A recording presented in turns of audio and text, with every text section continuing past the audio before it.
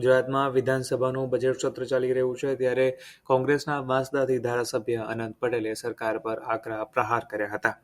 એમણે સરકાર ઉપર વિવિધ મુદ્દાઓને લઈને ઘેરાવ કર્યો હતો અને સરકારની આકરી ઝાટકણી કાઢી હતી. 15મી વિધાનસભાના ચોથા સત્ર દરમિયાન કિસાન સૂર્યોદય યોજના એટલે દિવસે 8 કલાક કે 8 કલાક કરતા વધુ વીજળી મળે એના માટે ગુજરાત સરકારના પ્રયત્નો થાય છે એ વાત કરવામાં આવી, પરંતુ મારા પ્રશ્ન જે હતો નવસારી અને તાપી જિલ્લામાં કિસાન સૂર્યોદય યોજનાના કેટલા ફીડરો છે.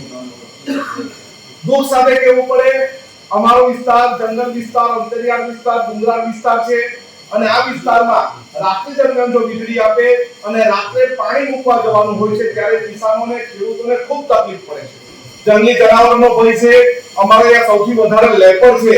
લેપરના એટેકના બનાવો બને છે, સર્પદંશના કેસો થાય છે ત્યારે દિવસે વીજળી માંગવા માટે અમે ઘણા બધા પ્રયત્નો કર્યા છે, પરંતુ નવસારી જિલ્લામાં 34 ફીડરો છે.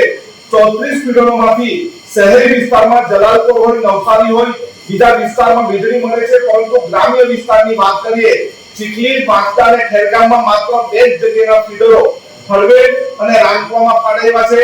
એ સિવાય ગણદેવી જેવા વિસ્તારમાં પણ ફીડરો નથી. જ્યારે ફીડરો નથી ત્યારે કઈ રીતે વીજળી આપવામાં આવશે અને કિસાન સૂર્યોદય યોજના કઈ રીતે સફળ થશે એ સમજાતું નથી. અમે તાપી જિલ્લાની પણ માહિતી મંગાવી અને તાપી જિલ્લામાં ફીડરો જોયા તો વ્યારા સહિતના ઘણા બધા ગામડાના ફીડરો લગભગ 60 થી 70% ફીડરો નથી. જ્યારે ફીડરો નથી તો કેવી રીતે એના પાવર, દિવસના પાવર, રાતના પાવર કઈ રીતે પહોંચી શકશે એક સવાલ છે. રાત્રિ દરમિયાન જ અમારા ખેડૂતોએ પાણી મૂકવા જવાનું હોય છે અને ઘણી વખત જંગલી જનાવર સાથે સામનો થાય છે.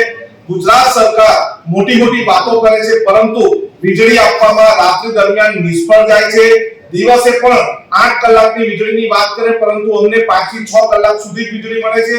પૂરતા પ્રમાણમાં વીજળી મળતી નથી અને ગુજરાત સરકાર જે બંગા ફૂંકે છે એ બંગા ફૂંકવાનો આજના જવાબ અમને માહિતી મળી છે. આ સરકાર કિસાનોની, ખેડૂતોની નથી.